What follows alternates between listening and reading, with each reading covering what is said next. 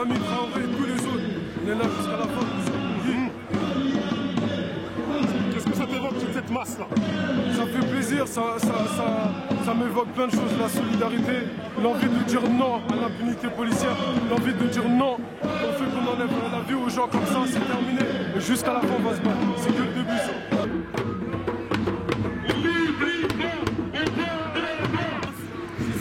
Je te jure. Non, mais je te jure que d'habitude on vient ensemble aux manifestations, je te jure. La dernière qu'on a fait ensemble, elle remonte à longtemps, c'était pour Exhibit B là. Tu sais, ils avaient fait une exposition machin, on était venus ensemble. C'est vrai? Je te jure. Tu sais que c'est là-bas que j'avais connu Almami? Mais moi, c'est là-bas que j'ai connu Jiggy. Non, Jiggy, je l'avais connu. Ouais. Jiggy. Ah ouais? Jiggy? Ouais, non, je sais plus si c'était à Exhibit. Si, je crois que c'était à Exhibit B. Hein. Exhibit B, ouais, que j'ai connu Jiggy. Ah, mon gars, on est là. Hein. Ah ouais. Donc tu connais les gens de Grigny? Ouais, je connais Jiggy, mais ça s'arrête là, hein, je connais personne. Moi, quand tu me parles de Grigny, ça me rappelle à l'ancienne, tu sais, l'époque des Skyblock, tout ça. Tout le monde venait Grigny. Voilà quoi. Donc moi je viens de Grigny. Ah ouais, vous habitez loin, les gars. Là, pour vous, c'est la province, là. C'est trop loin. Donc là, tu es avec un homme de long. Voilà, Lui, là, tout à fait. cet homme-là, là, carrément, il est là. Aïe, aïe, aïe. Toujours prêt. Toujours prêt. On dirait pas comme ça, mais il fait grave chaud. Donne-moi un peu tes impressions de ce qui se passe ici. Mes impressions, bah, écoutez, pour mettre dans le contexte, c'est une marche pour Adama, et pas que pour Adama, d'ailleurs pour tous les Adama. Mais que dire, franchement, moi je me devais d'être là. J'étais dégoûtée parce que aux marches qu'il y a eu précédemment, je ne pouvais pas être là étant donné que je jouais mon spectacle, mais là, je dois aller jouer dans 2 heures, hein, mais je suis là. Voilà, c'est ma manière de soutenir, c'est ma manière de dire voilà, on est ensemble. Et moi, je pense que voilà, si ça avait été mon frère, ce que je ne souhaite pas du tout, mais si ça avait été mon frère ou peu importe qui, j'aurais bien aimé que les gens soient là. Et donc voilà, je suis là. Comment t'expliques un peu cet engouement des artistes là? Tu vois, il y a de plus en plus d'artistes qui soutiennent. Bah, c'est parce qu'à un moment donné, voilà, il y a eu beaucoup trop de rebondissements, il y a eu beaucoup trop de... En fait, je pense que c'est un... On va pas dire que c'était la goutte d'eau qui fait déborder le vase, mais quand même, parce qu'il y en a eu plein. Le mensonge est trop gros. Voilà, là, le mensonge est un peu trop... C'est trop. C'est trop. Personnellement, je ne sais pas si je peux parler au nom de tous les artistes, mais en tout cas, moi, je sais que c'est vraiment le mensonge rétro et je suis obligée de venir et de... Voilà, je ne sais pas si ça fait grand-chose, mais en tout cas, de dire, les gars, on vous soutient, là, c'est pas normal. C'est même pas on vous soutient, c'est on se soutient, en fin de compte. Parce que, pour moi, on est vraiment tous concernés. Puis les gens qui sont en terrasse ici, ils doivent être dégoûtés. Ils doivent être dégoûtés. Mais voilà. Non, c'était le mensonge de trop. Là, vraiment, faut pas abuser. Tu es accompagné d'un homme de l'ombre. Tout à fait. Cet homme-là, enfin je l'ai. Attends, mets-toi dans le champ, mets-toi La sécurité. dans le champ, mets-toi dans le champ. La sécurité. Dis-nous, l'homme fort, dis-nous, ce que ça t'évoque tout ça. Bouba, s'il te plaît. S'il te plaît. Après. Bouba, pardon, mon frère. Pardon, tu Il y a me des connais. dossiers ou quoi? T'as peur que ça sorte? Ils répètent la même chose, pardon. Mais en fait, tu regardes derrière la caméra, pardon. Pardon. Non, mais donc voilà, quoi. Voilà. On est là, on est malade, mais toujours là. On est toujours là. En tout cas, je tiens à te respecter pour ton travail. Ah, merci beaucoup, ça fait Parce que plaisir. là, tu m'as fait rire. Ah, c'est vrai? Tu me fais rire, tu m'as fait rire. Arrêtez, je vais bouger. Merci. J'étais parti la voir même à son spectacle. Mais il va venir. Moi, je suis allé la voir Après, une tu fois vas venir. avec son Ah, frère. vous allez venir. Une fois avec, quand on était parti voir avec Charlie. Ouais. Mariama, c'est une copine à moi. Enchanté. Chanter, ça marche. On était... Ah ouais, tu l'as... Ça va, mon gars? On n'attend pas. Ça va? Ouais, ça va être... Avec les Traoré, ça, solidarité. Avec les Traoré, ça, solidarité. Avec les Traoré,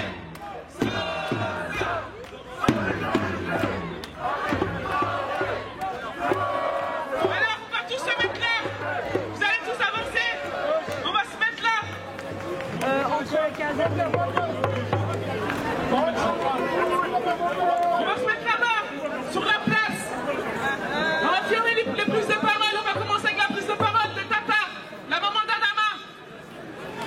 Les gendarmes là, on les interroge, qui nous dit ce qui s'est passé le 19 juillet 2016. Ce qui s'est passé.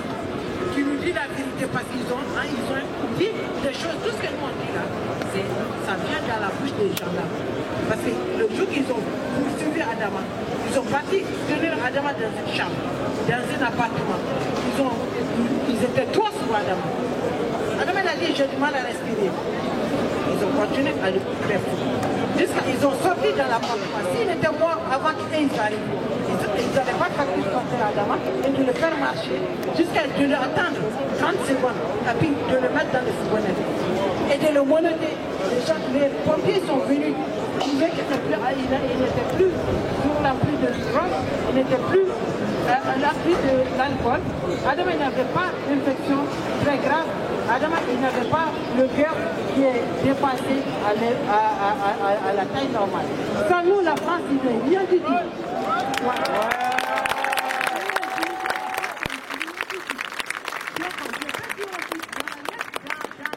Dans le livre Adama, son grand-père, il a fait la guerre ici, en France. Donc ce jour-là, si ce n'était pas les immigrés qui étaient venus, la France, depuis là, ils parlent allemand. La langue, ce n'était pas la langue française, ils parlaient de l'allemand.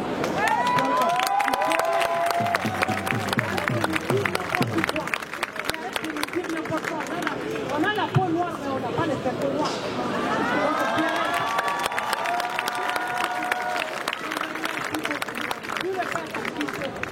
Qui a fait tout pour venir pour ce match-là. Je vous remercie beaucoup.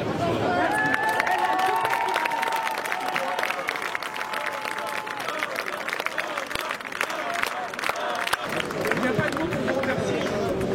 On ne vous remercie même pas parce que ce combat vous appartient. Parce que ce combat, il est à vous. Ce combat n'appartient même plus à la famille Traoré. Ce combat, c'est votre combat. Aujourd'hui, les petits frères sont en prison. Aujourd'hui, quand on marche pour tous les Adama Traoré. Malheureusement, mon frère s'est ajouté à une longue liste de personnes qui sont battues avant nous. Nous, on est dans la continuité de ce combat-là. Et des personnes se sont rajoutées sur la liste de Adama Traoré. Ils n'ont pas de droit de mort sur nos vies. Ils n'ont pas à décider quand est-ce qu'on doit vivre et quand est-ce qu'on doit mourir. Ils n'ont pas à décider de ça. Le combat de mon frère, on ira jusqu'au tribunal parce qu'on ne lâchera pas. Et quand on arrivera au tribunal, on ne dira pas à la famille Traoré elle a gagné. Parce que c'est un combat qui vous appartient aussi. On dira qu'on a gagné. Et on dira seulement qu'on a gagné. Il leur crache dessus, il les insulte, il les tutoie, il les viole et il les tue. Tant qu'on n'aura pas renversé ce système-là en disant que tous ces jeunes garçons-là, que tous nos frères ont un cœur, ont un bras, ont un cerveau, ont des familles, ont des amis, ils ont le droit de respirer, ils ont des petites copines, ils ont des femmes, ils ont des papas, ils ont des mamans, ils ont des frères, ils ont des sœurs, ce sont des êtres humains. Parce qu'aujourd'hui, ils ne sont même pas considérés comme pouvant participer à la construction de ce monde. Ils ne sont même pas considérés comme pouvant participer à la construction de cette France. Et ils ne sont même pas considérés comme pouvant participer à la construction de leur propre vie. Parce qu'aujourd'hui, nous sommes dans un État, nous sommes dans un pays où on leur donne un droit de tuer, on leur donne un permis de tuer. Aujourd'hui, il y a des lois qui sortent. Quand vous courez, on a le droit de vous tirer dessus, on a le droit de vous tuer.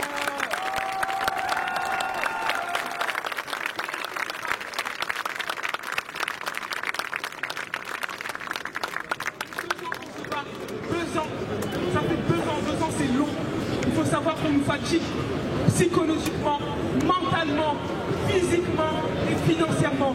On est là aujourd'hui, mais il faut savoir que c'est de l'énergie qu'on prend, c'est du temps qu'on prend. Moi, j'ai mes petits frères qui sont en prison, j'ai Youssouf qui est en prison, j'ai Yacouba qui est en prison, j'ai Bagui qui est en prison. Des personnes qui ont combattu en France, leur sang coule, ce sont toutes les lettres sur les murs de le sol français.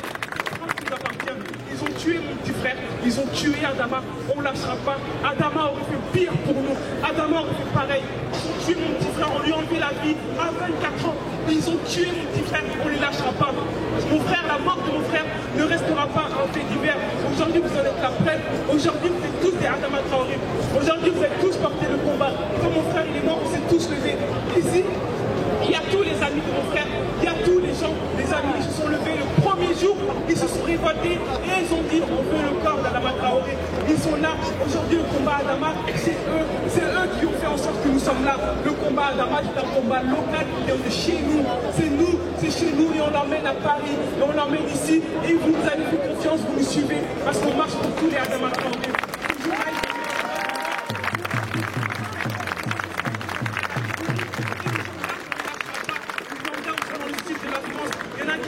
Les gendarmes sont en train de se la couler tous comme si de rien n'était. droit de nous tuer et ça on ne les laissera pas. Mon frère leur a dit je n'arrive plus à respirer. Mon frère leur a dit je n'arrive plus à respirer. Ils l'ont pas amené à l'hôpital Beaumont, le lieu de l'interpellation de Beaumont est à peine 200 mètres. Et aujourd'hui on nous dit que mon frère est mort parce qu'il a fait 480 mètres en 18 minutes. J'espère que quand il y aura la reconstitution, vous viendrez avec tous vos yeux pour regarder comment un être humain peut faire 480 mètres en 18 minutes. Nous avons un professeur de maths qui nous a envoyé le travail qu'il a fait avec ses élèves en classe quand il a vu l'expertise sortie. Ils ont fait le calcul. Les 480 mètres, on les fait en 5 minutes, même en marchant. Aujourd'hui, nous avons les juges, nous dénonçons le comportement et le comportement des juges qui sont là pour étouffer l'affaire de mon frère. Il faut savoir que dans l'affaire Adama Traoré, il y a quand même 3 juges. 3 juges. Ils ont mis 3 juges pour étouffer le plus clairement possible l'affaire de mon frère. Ben, on ne les lâchera pas. On ne les lâchera pas. Un pays sans justice est un pays qui appelle à l'émeute.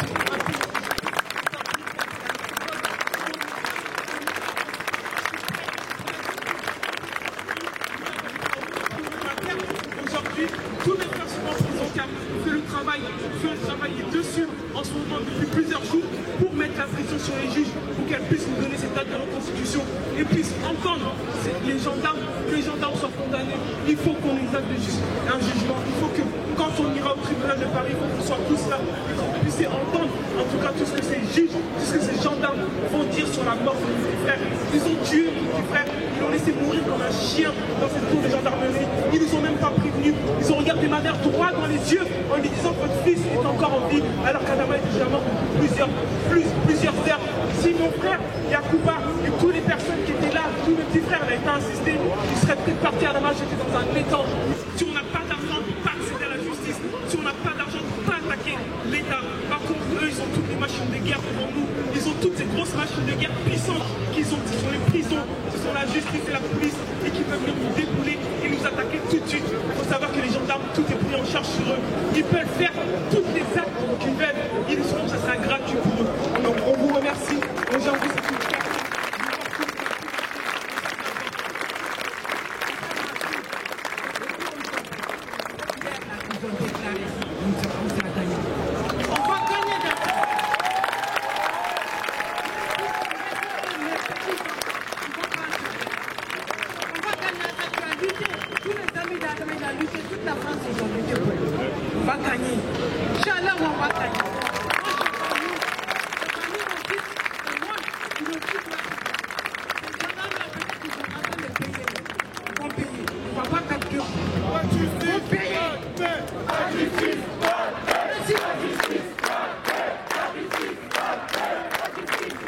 Je pense que ça fait 2 ans qu'ils sont en train de lutter pour pouvoir avoir simplement un jugement, c'est-à-dire une apparition de 3 personnes qui ont commis un assassinat concrètement, parce qu'ils ont tué un jeune homme innocent. Et aujourd'hui, pour les immigrés qui ont quitté des pays dans des conditions difficiles, ils sont venus ici pour nous donner la chance de voir, de pouvoir étudier et de pouvoir avoir un travail.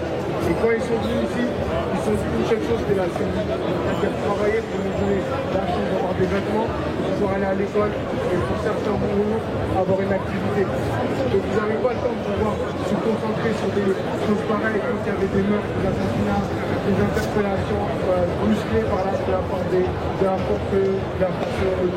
gendarmes, de la police ou autre.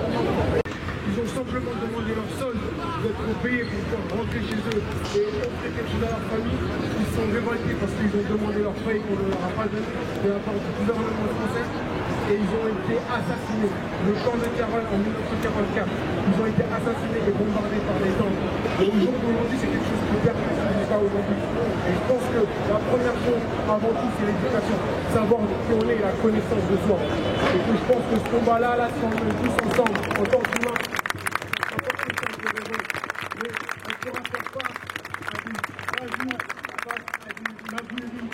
une mafia faire au niveau de l'État qui est bien au-dessus de nos forces. Il est à l'hôpital. En fait, il a été hospitalisé pendant 3 jours, il n'a eu aucune prise de sang. Il a été discriminé parce qu'il est handicapé. On l'a laissé sans concrètement pour leurs droits et pour faire face aux attaques du gouvernement. Donc pour nous, c'était important d'être ici. Il y en a marre de cette violence d'État, il y en a marre de ce racisme d'État. Il faut dire les choses comme elles sont. Il faut les nommer, il faut dire qu'il y a un racisme d'État. Ce qu'on est en train de vivre aujourd'hui, l'acharnement qui est fait sur la famille Traoré, c'est du hors norme. Dis-moi un peu ton impression après coup. C'est une réussite. Moi je pense que là il y a de la satisfaction, parce que voilà, c'est une mobilisation qui a été, l'appel a été lancé il y a une semaine. En une semaine le comité a été capable de rassembler. Là aujourd'hui voilà, on est plusieurs milliers à l'appel qui ont répondu à l'appel à Gare du Nord. Voilà, donc ça montre bien encore que les gens ils sont mobilisés, ils répondent à l'appel. Le combat à Damas c'est un combat qui résonne fort dans les banlieues, qui résonne fort chez les travailleurs, qui résonne fort chez les gens qui luttent, les gens qui se battent. Donc voilà, on a vu qu'on était capable de mobiliser très rapidement et de frapper fort. Donc, et la mobilisation est aussi due au fait que le comité Adama a soutenu tous ceux qui sont venus les soutenir aujourd'hui. C'est exactement ça. Donc en fait c'est un retour de... Ça. Voilà, donc on est allé l'année dernière sur les lieux de travail avec les cheminots, les postiers sur les lieux d'études avec les étudiants, former des alliances à égalité. Voilà, c'était ça l'alliance à égalité, c'est qu'on vient vous donner de la force, vous venez nous donner de la force. La convergence là ça n'existe pas. La convergence de marcher derrière des syndicats avec des revendications qui ne sont pas les nôtres, ça ne marche pas. C'est alliance à égalité, on est venu sur les facs, on est venu sur les lieux de travail, on est venu dans les gares, on est venu dans les AG, on a donné la force. Aujourd'hui, ils ont été là, les cheminots, les postiers, les étudiants, les gens en lutte pour donner la force. Donc voilà, je pense que c'est opération réussie. Voilà, step by step et on va continuer le combat. On sait tous, c'est toi l'homme fort, l'homme qui a pris la vidéo de Benalla. Et après Benalla, l'après Benalla. Parce que je vois que de partout, les gens le savent, les journalistes, est passé dans plein de plateaux télé pour expliquer voilà, tout ça. Voilà, je pense qu'il y a un véritable lien déjà entre l'affaire Benalla et les violences policières. Simplement parce que voilà, on voit aujourd'hui, si vous voulez, l'impunité policière, l'impunité de l'institution. En réalité, Benalla, quand il allait frapper un passant, il n'a pas choisi l'uniforme de pompier, il n'a pas choisi l'uniforme d'ambulancier, il a choisi l'uniforme de policier. J'ai l'uniforme de policier parce qu'aujourd'hui, quand on est un policier, on peut frapper en toute impunité, on peut violer en toute impunité, on peut tuer en toute impunité, parce qu'on est protégé par une hiérarchie policière, parce qu'on est protégé par une hiérarchie judiciaire, et parce qu'il y a un État aujourd'hui raciste qui est là et qui est au service tout simplement d'une certaine élite qui a tout intérêt aujourd'hui à maintenir, à faire un tri social, à faire un tri racial et à laisser ces populations-là maîtrisées dans leur quartier et bien dociles. Donc voilà, il y a un vrai lien entre ça et nous on continuera à se battre pour les violences policières, qu'elles soient dans les quartiers ou dans les manifestations ou dans les lieux de travail.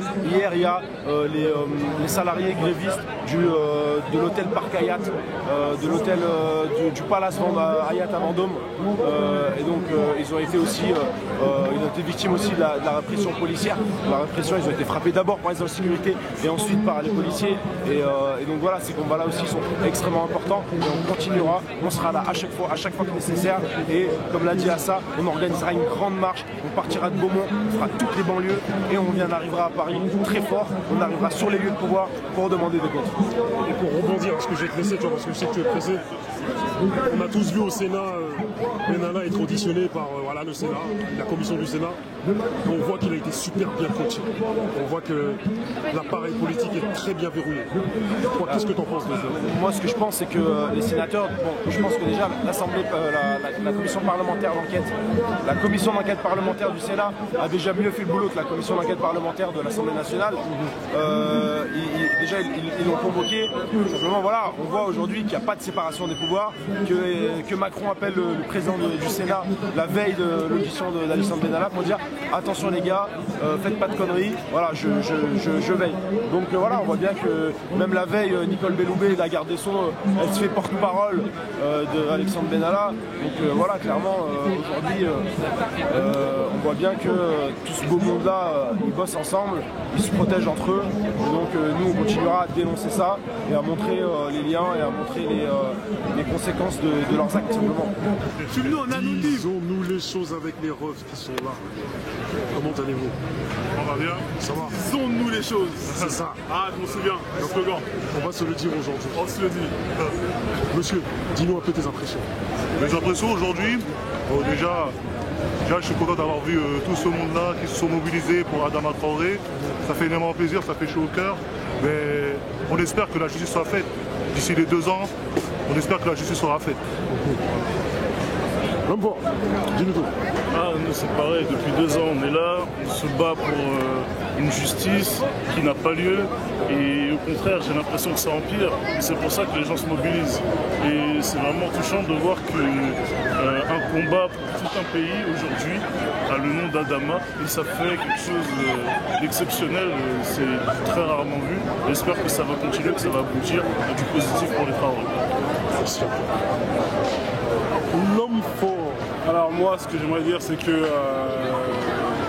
derrière la famille, derrière Assa, ce qu'il faut savoir, c'est que moi, j'étais pas encore libéré que Adama il a été tué pour moi.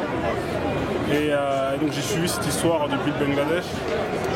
Et que jusqu'à aujourd'hui, donc 2 ans après, l'histoire n'est pas résolue. Donc, alors qu'est-ce qu'on peut dire? Ce qu'on peut dire face à cette injustice qui a beaucoup trop duré, c'est triste de voir que cette justice à 2 vitesses, parce que voilà, on peut donner beaucoup d'exemples sur des cas. Bon, après j'ai pas envie de faire de la politique, mais quand on regarde aujourd'hui Tariq Ramadan qui est encore en prison pour des accusations qui sont non fondées, et quand on voit avec Adama, on voit au niveau de l'expertise, on peut voir énormément de choses qui sont contradictoires. Et on est toujours comme ça, laissé sans réponse sur des questions qui sont pourtant claires. Donc c'est pour ça qu'il est évident d'être là pour eux, que justice soit faite. Donc on est là en tant que soutien, bien évidemment avant tout, et puis essayer de porter cette voix, parce que cette voix, aujourd'hui certes elle fait écho, mais il faut qu'elle fasse encore beaucoup plus écho pour que réellement les choses puissent bouger. Voilà. Bani Street. Vous venez d'ouvrir un accueil pour les jeunes, c'est ça, les jeunes mineurs, migrants, c'est ça? C'est ça, oui, voilà. C'est ça. Tout à l'heure, tu m'en parlais un petit peu en off, et dis-moi un petit peu ce que vous proposez. Très rapidement, on a ouvert un centre pour les MNA, les mineurs non accompagnés. Donc, en particularité, c'est des mineurs qui viennent d'Afrique subsaharienne, du Mali, de la Côte d'Ivoire, du Sénégal, un peu partout au Cameroun. Donc ils sont passés pour la plupart par les prisons libyennes. Puis après, qui sont passés par la Méditerranée, il y en a plein qui sont morts, qui ont été torturés, violés. Donc face à ce constat, depuis un moment, on y pensait et là on a sauté le pas. Donc on a ouvert un accueil de jour. Donc, en grande partie, ce sont des jeunes qui sont reconnus par l'ASE, l'aide sociale à l'enfance. Donc une fois qu'ils sont reconnus par l'aide sociale à l'enfance, nous le récupérons et on fait un suivi juridique, social avec ces jeunes-là. Donc on leur trouve une école, on leur trouve une formation en patron. Donc on se permet aussi de faire l'alphabétisation parce que pour la plupart, ils ne parlent que la langue étrangère, la langue de leur pays. Donc on fait tout ce suivi-là, même au niveau du civisme, pour qu'ils puissent au mieux s'intégrer dans la société française. On espère bien sûr venir sur les lieux pour pouvoir faire une visite. Avec grand plaisir, avec grand plaisir. Les jeunes des MENA, c'est un public qui est méconnu aujourd'hui en France, alors que les chiffres parlent de 20 000 jeunes. Alors ils ne dorment pas tous à la rue, bien évidemment, on est encore heureux, mais il y en a énormément qui sont, on le dit isolés, qui sont isolés, seuls. Il y a énormément de suicides, on entend des suicides, des jeunes qui se suicident parce que justement ils se sentent seuls. Et c'est pour ça que pour nous c'est une priorité au final de venir en aide à ces jeunes-là. Donc de toute façon, quand vous verrez dans les locaux, vous verrez les jeunes et vous verrez que ce sont des jeunes comme nous, nos petits frères qui étaient en Afrique et aujourd'hui qui sont ici. Donc on s'occupe du mieux qu'on peut. Merci à vous les frères. J'ai quelques questions à te poser, mais je te les poserai plus tard. On est impressionnés, on est contente d'avoir été là déjà pour soutenir la famille Traoré. Et ensuite on est contente parce qu'il y avait beaucoup de monde. La décision, enfin le résultat de l'expertise qui est contestée là aujourd'hui, c'est que c'est la 5e expertise médico-légale depuis la mort de Adama Traoré. Et donc celle-ci dit aujourd'hui qu'Adama serait mort de drépanocytose et qu'il serait aussi mort dû à l'effort physique et au stress qu'il aurait, l'effort physique qu'il aurait fourni sur 400 mètres de course. C'est un athlète, c'est juste effectivement les prémices d'un non-lieu.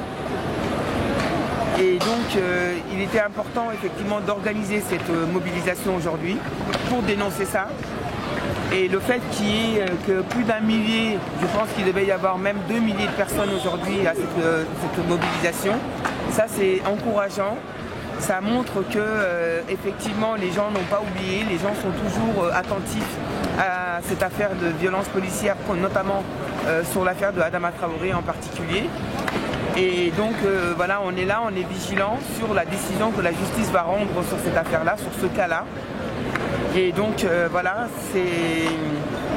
j'ai bonne impression aujourd'hui, enfin là où je me satisfais, c'est que je suis contente qu'au niveau de la population, les gens prennent de plus en plus conscience de cette violence policière, de ces violences d'État, et que donc il y a de plus en plus de gens qui se mobilisent pour le combattre.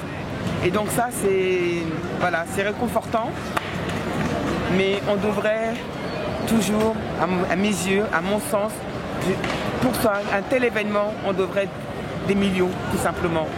On est 66 millions en France, j'aurais voulu qu'il y ait au moins 1 million qui soit présent aujourd'hui.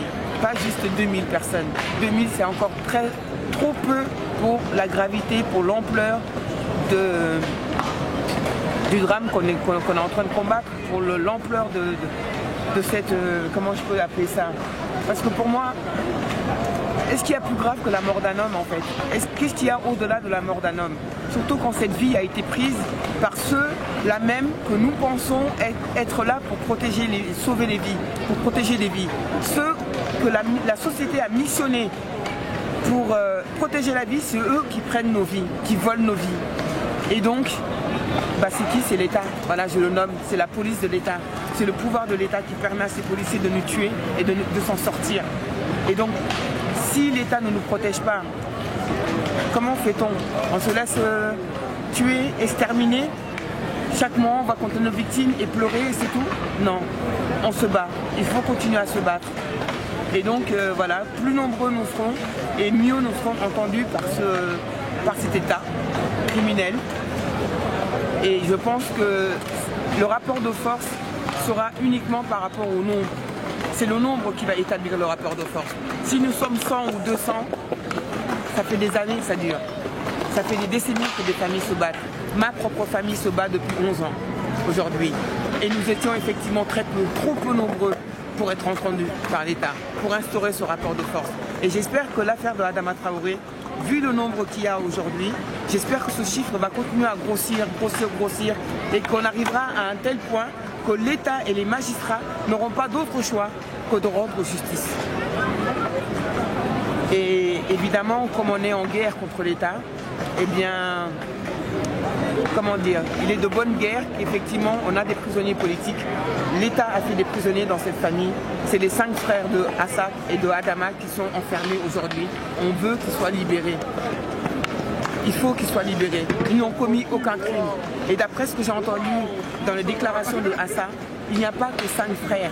Il y a 25 personnes, 25 jeunes à Beaumont qui sont enfermés depuis la mort de Adama Traoré.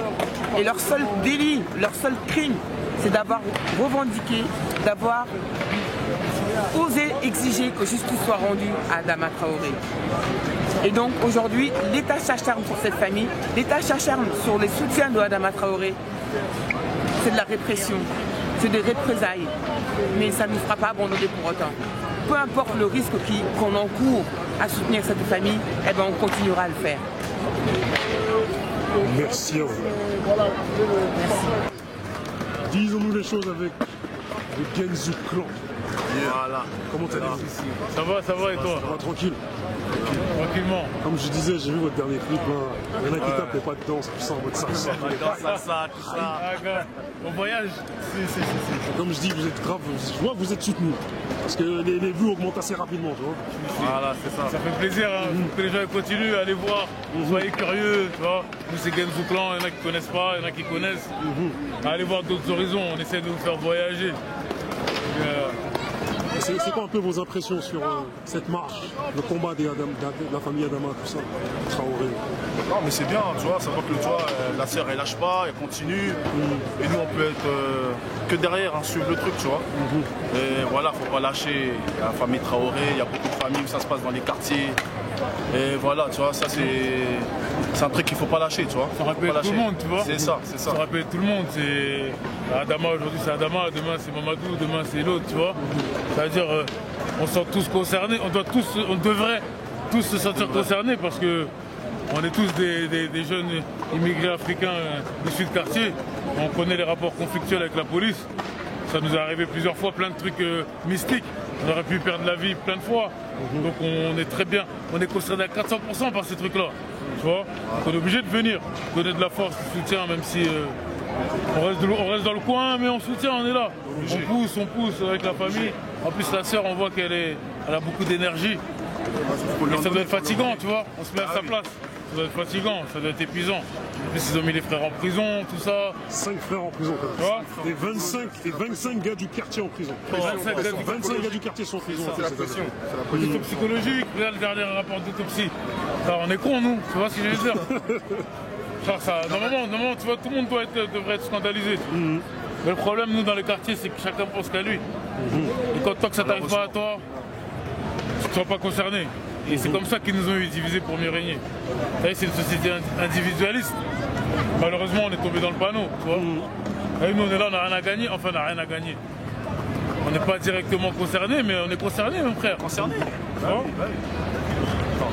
Excuse-moi, la chance que, comme je disais, c'est que, entre guillemets, je dis la chance, mais tu vois, l'histoire a été médiatisée, tu vois. Et depuis le début, les gens, ils sont derrière, tu vois. Donc on a profité de cette lumière, tu vois, sur cette histoire, pour pas lâcher. Mais des histoires comme ça, il y en a plein, mais c'est pas que son histoire, tu vois. Ça permet de, tu vois, mettre en lumière, voilà, il y a un problème, il y a un souci. De montrer qu'il y a un problème en France, c'est un sérieux problème. Moi, c'est plus où se passer, mon frère. Parce que vous-même, vous venez de Montfermeil. Tout le monde connaît Montfermeil. Ah oui. Comment ça se passe avec la police là-bas? Ça s'est apaisé un peu ou c'est un peu compliqué pour vous? Montfermeil, après, ça s'est un peu calmé, tu vois, mais les rapports avec la police, ils ont toujours été conflictuels à Montfermeil, tu vois. Et à un moment, il se passait des trucs de ouf. C'est pour ça qu'après, vous avez pu voir en 2005 qu'en fait, ça a pété, mais les gens, ils ont craqué en vérité, tu vois. Ils ont dépassé le stade, mais on a toujours des problèmes avec la police en vérité. Toujours. En plus, Montfermeil, c'est comme c'est enclavé.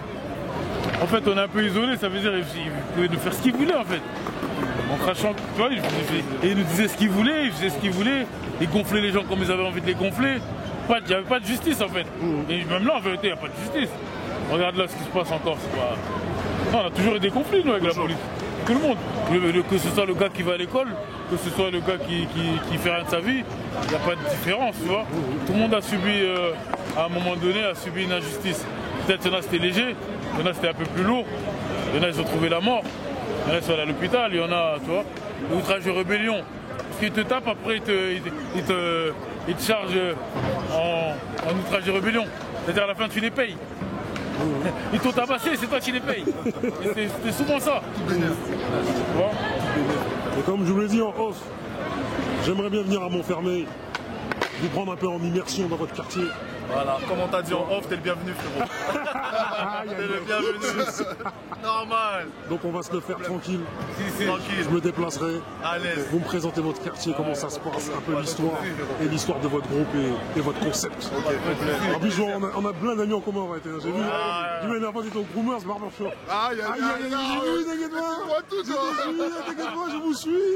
J'ai vu ça. Je voulais se mettre mignon, quoi. Ouais, j'ai vu ça. Avec John et Willou, tout ça là. J'ai vu ça, j'ai fait ok d'accord, le monde est petit. Voilà, très petit. Les gens qui viennent de Montfermeil, ils viennent donner la force aux frères. C'est ça, il faut se régler. Les frères, on s'attrape. Vas-y, ok.